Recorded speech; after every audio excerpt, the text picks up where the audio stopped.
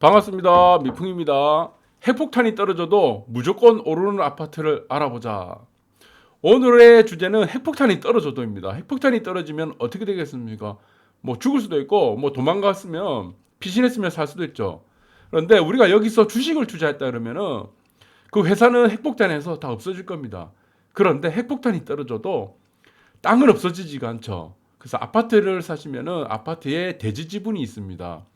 그 대지 지분은 땅 전체의 대지를 나눠서 아파트 입주민들이 몇 평씩을 가져가는 거죠. 그래서 보면 주상복합 같은 경우는 대지 지분이 작습니다. 그리고 건물의 가치를 높게 치는 것이 주상복합이고 아파트 같은 경우는 대지 지분이죠. 그래서 건물보다는 아파트의 땅의 가치가 높기 때문에 향후에 보시면은 여러분들이 뭐 잘 아시겠지만 시세 탄력성이 항상 아파트가 주상복합보다 높다. 네, 이렇게 이해하시면 됩니다. 주상복합은 건물이 가져가는 가치가 크고 아파트는 땅이 가져가는 가치가 크기 때문에 여기서 좀 달라진다는 부분이 있고 그래서 건축을 하실 때 마찬가지입니다. 뭐 시공사에서 어떤 뭐 하나의 건물을 지을 때 여기서 가장 많이 들어가는 비용이 어떤 비용입니까? 예, 땅입니다. 땅값. 그래서 공시지가가 올라가니까 이번에도 아시겠지만 허그에서 분양가가 다 같이 올라갔던 효과가 되겠죠. 그래서 어떤 건물이든 그 건물에서 가장 큰 비용, 가장 큰 지분을 많이 차지하는 것이 바로 땅입니다. 그래서 핵폭탄이 떨어져도 무조건 오르는 아파트 알아봐야 되는데 어제 우리가 공부를 했죠. 수급은 모든 재료에 우선한다고 했습니다. 그래서 어제 사례가 얘가 광명시흥이죠. 그래서 수급은 어떤 재료에도 가장 우선합니다. 그리고 공급 앞에 장사가 없습니다. 여기에서 무슨 교통이 나오고 다 필요 없어요. 그냥 여러분들이 수요와 공급이 만나는 것이 가격이 되는데 공급이 늘어나면 어떻게 되겠습니까? 우리가 지난 시간도 우리가 항상 얘기한 부분이죠. 그래서 제가 이제 기초적인 경제 논리를 여러분들이 항상 배워야 된다. 여러분들이 죽기 전까지 한 그루의 사과나무를 심을 수 있는 사람이 돼야 됩니다. 내가 내일 당장 죽더라도 오늘 공부를 게을리하시면 절대 안 됩니다. 여러분들은 한석봉이 돼야 돼요. 그래서 한석봉이 돼야지. 예? 여러분들 뭐 불 꺼놓고 뭐 떡 자르고 하잖아요. 그래서 종공부를 여러분들이 절대 게을리하시면 안 된다. 그래서 마찬가지죠. 수요 공급 곡선 있죠. 뭐 0이라 칩시다. P 가격이고 Q 퀀티티 수량입니다. 수요 공급이 맞나? D 디맨드 수요 S 서플라이 공급이죠. 예, 공급이요 수요 디맨드. 그러면은 공급이 늘어나면 어떻게 됐습니까? 광명이 있습니다. 광명에 예를 들었고 시흥이 있습니다. 이거 공급이 늘어난대요. 7만 가구 세워진대요. 역대 최대. 그럼 어떻게 되겠습니까? 공급 늘어나면 어떻게 되죠? 당연히 공급이 오른쪽으로 하겠죠. 오른쪽 Q 수량이 늘어나니까 1, 2, 3, 4, 5 수량이 늘어나니까 이쪽으로 옮겨가겠죠. 그러면 여기서 만나던 가격이 어떻게 됩니까? 나중에 가격이 낮아질 수밖에 없다는 거죠. 여기서 P1 여기서 P2 그렇죠.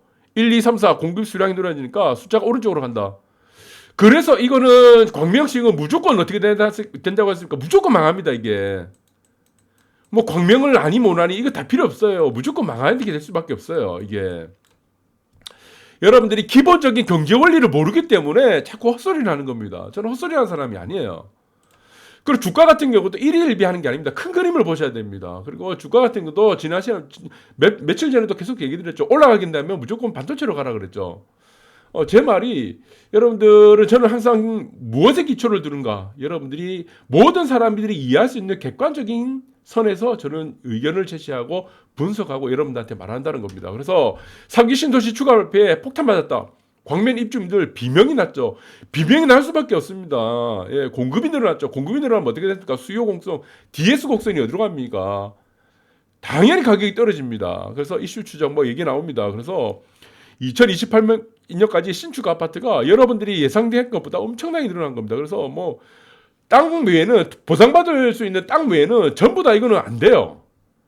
그래서 제가 경고를 다 드렸습니다 어제. 그래서 보니까 주택 공급 쏟아지는 광명시 예를 한번 들어볼게요. 여기 광명 옥기라고 계림동 여기 있죠. 광명시흥에 7만 가구 세워진다고 했죠. 그리고 광명동에 광명 뉴타운 1에서 16지구가 있습니다. 거기 뭐 2만 5천 가구. 여기 치면은 9만 5천 가구. 철산주공 여러분들 잘 아시죠? 5255세대. 그 한동 있죠. 그리고 하안주공 있습니다. 1단지부터 13단지까지 89년에서 90년 산입니다. 네, 그래서 광명역에서 가까운 그 평지 아파트가 있는데 거기도 이제 재건축을 준비하고 있습니다. 그래서 재건축 되고 나면은 여기 또 밑에 있죠. 가학동도 여기 다 토탈 치면요 15만 가구 넘습니다. 15만 가구. 한 도시예요. 입지가 도시가 팽창하는 것도 아니고 그 도시 안에 15만 가구 세워지면 어떻게 되겠습니까?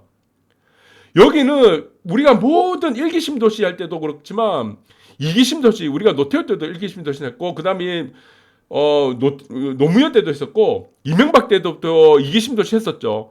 근데 신도시 1기심 도시 2기심 도시 발표하기 전에 가장 먼저 했던 게 무엇입니까? 교통대책부터 했어요. 그런데 현재 문재인 정권에서 지금 3기심 도시 만드는 거 그리고 부천도 마찬가지입니다. 부천은 뭐 인천선 뭐 부평에서 오는 지하철 타고 서울까지 가는 데가 광명이 훨씬 짧습니다. 광명이 다리 하나만 넘으면 서울로 가게 되는데 거기는 뭐 구로공단 넘어야 되고 네, 신도림 영등포도 가야 되고 거쳐야 되는 곳이 많습니다. 그런데 광명이 부천보다는 지리적으로 입지적으로 서울과 워낙 근교했기 때문에 뭐 관천 같은 경우도 마찬가지로 뭐 많이 생겼죠. 거기는 강남권이 더 가깝고 그래서 광명 같은 경우가 더 가깝다는 이유로 여기서 공급을 다 때려버린 겁니다. 이게. 그래서 이거는 신도시를 만들 때 우리가 가장 먼저 우선적으로 해야 될 게 무엇이냐. 교통대책부터 먼저 세웁니다. 교통대책. 1순위가 교통대책을 먼저 세우고 나서 2순위가 공급대책을 발표를 하게 됩니다. 그런데 여기서는 교통에 대한 대책을 하나도 얘기를 안 했어요. 그럼 어떤 사람들은 교통에 대한 어떤 개선이 되겠다고 얘기하지만 지하철 노선 하나 깐다고 해서 이게 문제가 되는 게 아닙니다. 이 문제가 해결될 수 없는 거예요. 여러분들 잘 아시죠? 지하철 노선 하나 만든다고 15만 가구를 수용할 수 있습니까? 그러면은 여기서는 어떻게 되겠습니까? 여기서는 지금도 여러분들 뭐 부천도 마찬가지고 뭐 여러 가지 뭐 신도시 쪽 서남부권도 마찬가지지만 뭐 아침 저녁으로 출퇴근 시간 보면은 광역버스 탄다고 200m 그냥 기본적으로 줄 서는 겁니다.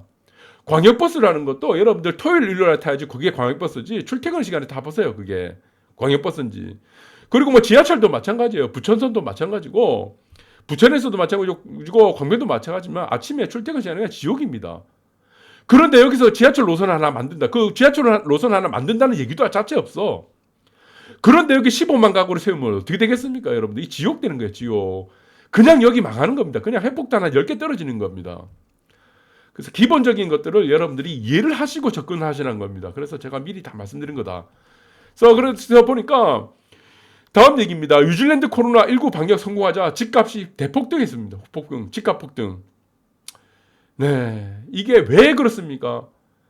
우리가 코로나 사태로 인해서 돈을 풀었습니다. 돈을 풀었는데 이 재정 정책을 이 기존에 가졌던 통화 정책이 아니에요. 그냥 재정 정책입니다. 미국을 중심으로 하고 한국도 마찬가지고 한국은 그 전부터 그냥 돈 찍어냈죠. 공장에서 24시간 풀로 돌려가지고 회수를 할 수 없는 겁니다. 이거는. 그래서 코로나로 인해서 돈을 풀었던 거는 제가 뭐라고 했습니까? 절대로 회수가 안 된다고 했죠. 이게 버블이 아닙니다. 버블이라는 것은 공급이 초과돼야 되잖아요. 그 공급을 초과 만드는 것이 통화정책의 일환이었었는데 경기를 회복시키기 위해서 이거는 통화정책이 아니기 때문에 회수가 안 되는 거예요. 그래서 집값이 한번 올랐던 거는 내려가지 않습니다. 이 코로나 사태로 해서 올라갔던 것들은. 이거는 작년 3월 달에 이미 다 언급해드린 부분입니다. 그리고 5년간 한국 집값 상승률 OECD 국가 중 보니까 6번째예요. 어떤 내용인가 보니까 우리는 아파트값 많이 올랐다고 해야죠. 집값 많이 올랐다 박수치고 있는데 전 세계적으로 5년간 보니까 우리나라가 뒤에서 5번째입니다. 네, 오른 게 별로 없어 사실은. 그 말은 무엇이냐면 다른 나라에 비하면 세 발이 필요한 얘기입니다. 특히 이제 한국 같은 경우는 아파트를 중심에서 많이 올랐죠. 그러나 전국적으로 이렇게 평균을 내보니까 도시 단위로 또 평균을 내보니까 다른 나라 올라간 거 보니까 그냥 뭐 죽도 밥도 안 되는 거예요. 사실은 우리나라는 왜 5년간 이렇게 집값 변동률이 다른 나라에 비해서 낮았던가라는 부분은 규제 때문입니다. 못 사게 만드는 거죠. 수요 억제 정책. 이 수요 억제 정책의 가장 큰 메커니즘은 무주택자들이 집을 사지 못하게 하는 역할이었다. 그래서 저는 매표형이라고 보고 있습니다. 집을 사지 않는 사람들이 많아질수록 현 정부에 대한 기대치가 올라가는 거죠. 네, 그래서 정부에 의지하는 사람들이 많아진다. 그래서 중산층들의 집을 가지지 않는 중산층들이 있을 겁니다. 이 중산층들을 하위 계층으로 전락시키기 위해서 하는 방편이었다. 그래서 여러분들의 자산 격차는 결국 부동산에 따라 달린 시대가 됐다는 겁니다. 미 연준 어제 기사가 나왔습니다. 최대 고용 인플레 2% 상회할 때까지 제로금리 유지한다는 겁니다. 이 내용을 제가 작년에 3월 달에 다 언급해드렸습니다. 다 예측해드렸죠. 2023년, 2024년까지라고. 그래서 여기서 투자를 해야 될 게 무엇이냐 따졌죠. 제가. 그래서 상급지로 가는 겁니다. 빚을 내서 주식을 투자하는 것보다는 차라리 빚을 내서 상급지로 가는 겁니다. 이게 나중에 훨씬 더 낫습니다. 왜 그러냐면은 주식 투자는 여러분들이 전 재산을 몰빵 못합니다. 그런데 주택 같은 건 어떻습니까? 아파트 같은 거는 여러분들이 갖고 있는 전 재산을 몰빵하고 거기 물방에다가 절반 정도 나머지 30에서 40%는 은행 돈을 붙여가지고 빌려갖고 또 몰빵을 때리는 거예요. 레버리지 자체가 비교가 안 된다는 겁니다. 주식하고 부동산. 주식에서 기껏 벌어야지 1억 투자해갖고 1, 2억 투자해서 뭐 1, 2억 정도 버는 거지. 그러나 아파트는 어떻습니까? 집값이 올라갈 때는 어떻게 돼요? 네. 그냥 5억, 10억 그냥 넘어가 버립니다. 5억, 10억. 그래서 이거는 단위 자체가 다르기 때문에 안 된다는 겁니다. 주식 게임하고. 주식 같은 경우는 여러분들이 전재산 몰빵했다 잠 못 잡니다. 네. 그래서 한남 여기에 따라서 문제가 되는 겁니다. 오늘의 주제입니다. 핵폭탄 떨어져도 오르는 아파트가 어디냐? 이 문제입니다. 여기서 부자들이 이미 움직이고 있다는 겁니다. 여기서 우리가 기사를 눈여겨보셔야 되는 게 한남 80억, 한강변이죠. 네, 조망.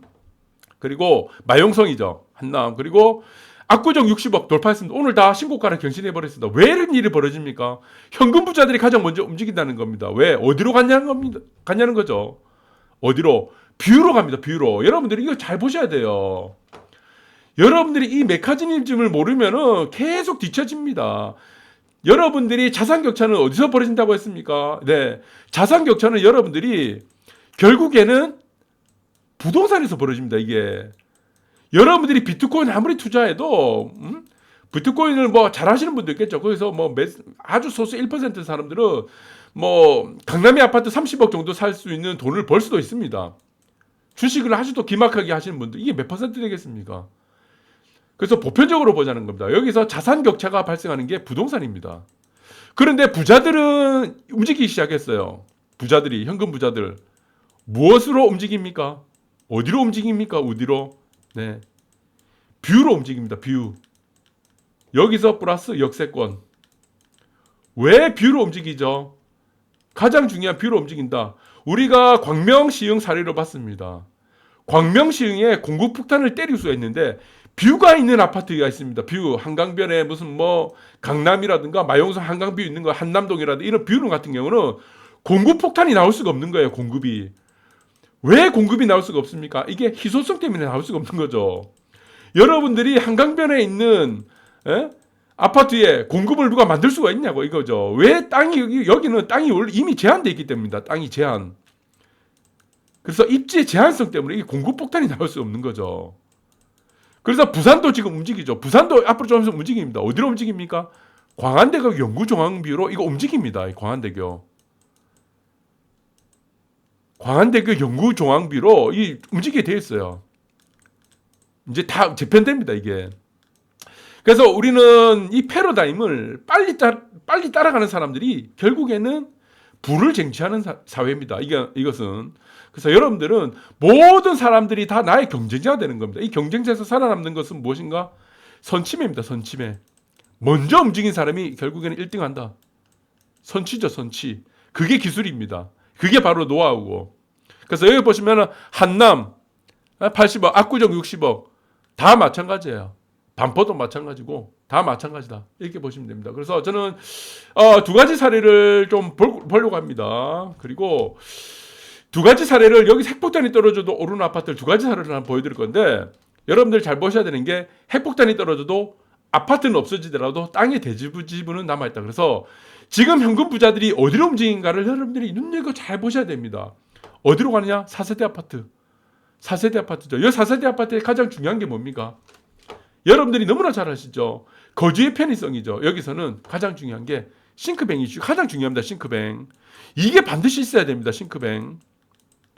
네. 그 다음에 뭐 천정고라든가 뭐 엘베 뭐라든가 이런 거 있겠죠. 주차 대수. 그 다음에 이게 바로 다 4세대 아파트죠.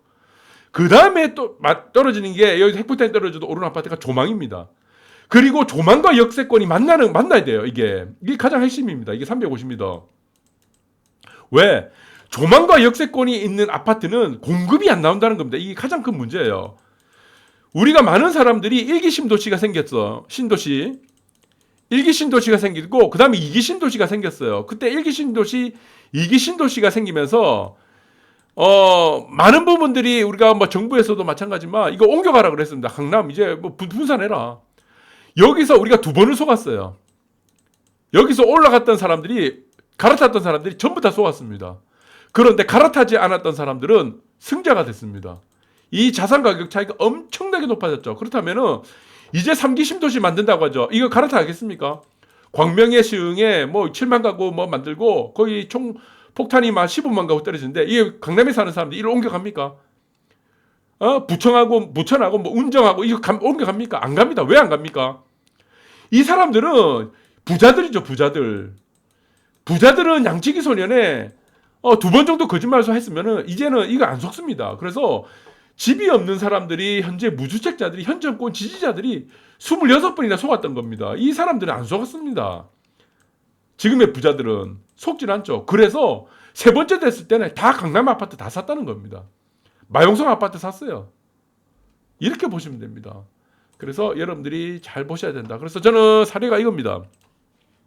여러분들 잘 보셔야 되는데 저는 어떤 아파트는 뭐 조망이 아주 좋은 조망을 갖고 있는 아파트도 있고 또 어떤 아파트는 역세권인데도 역세권과 조망이 어우러진 아파트들이 있습니다. 그런데 여러분들이 잘 보셔야 되는 게 뭐냐면은 앞으로는 어떻게 되느냐, 한강변에 있는 뷰와 역세권이 만나야 됩니다. 이게 핵심이에요.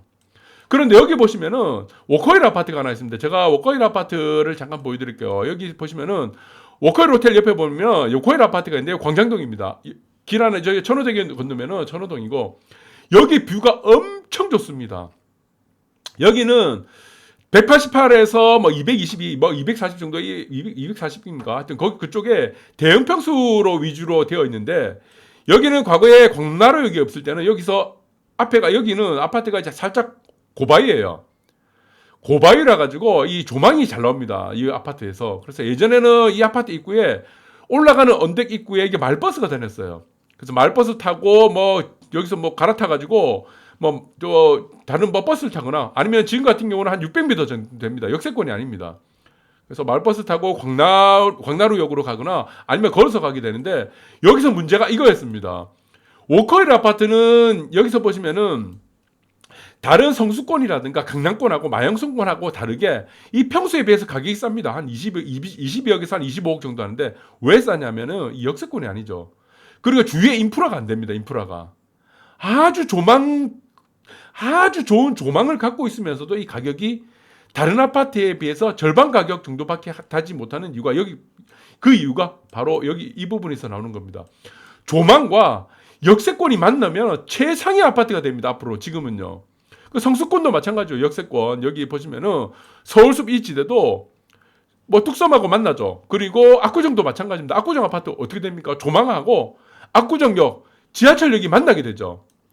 반포 쪽도 마찬가지입니다. 반포 여기 뭐 신반포 있고 뭐 몬벨리하고 아크로 있죠. 아크로 리버비도 있고 마찬가지로 역세권이 만나죠.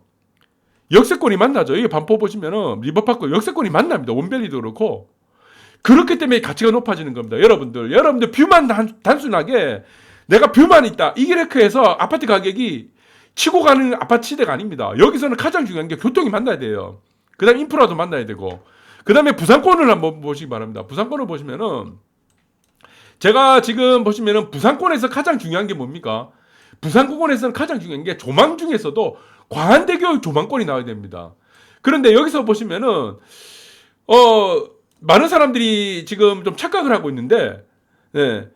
뭐 대우마리나 같은 경우는 우리가 재건축이 된다 하더니 조망이 안 나오죠. 광안대교 연구 조망권이 안 나옵니다. 여기서는 조망권이 안 나기 때문에 저는 여기서는 재건축이 된다 하더라도 앞으로는 조금 희석이 될 가능성이 크다. 그런데 여기서도 마찬가지지만 수영현대도 마찬가지로 마우스단입니다. 수영현대는 어떻습니까? 재건축이 되더라도 광안대교 조망권이 안 나와요. 역세권인데 둘 다 역세권입니다. 대우마리나도 역세권이고 여기서 보시면은 뭐 수영현대도 역세권인데 조망이 안 나오죠. 그런데 제가 가치를 두는 부분이 이겁니다. 3호 가든은 어떻습니까? 3호 가든이 평지였다면은 저는 그다지 그렇게 좋게 보지 않습니다. 그런데 3호 가든이 언덕 위에 있기 때문에 우리가 무슨 힐스라는 아파트가 있습니다. 뭐뭐 힐스, 한남 힐스, 예? 뭐랄까 뭐 힐스가 많죠. 그런 아파트들은 살짝 고바위에 있습니다. 살짝 그 고바위가 여기서는 오히려 더 플러스 요인이 작용한다는 겁니다. 그래서 3호 가든도 역세권 아파트면서 여기서 뭐 동해 뭐 남부선이지만 역세권이 있으면서 그리고 광안대교 조망이 있기 때문에 여기서는 더 좋은 입지가 되는 거고 그리고 우동로 때는 3호 가든보다 입지가 훨씬 좋습니다. 여기서는 2호선에 바로 지금 보시면 초역세권 아파트죠. 그런데 여기서는 대우마린하고 다른 부분이 조망이 나온다는 겁니다. 조망이.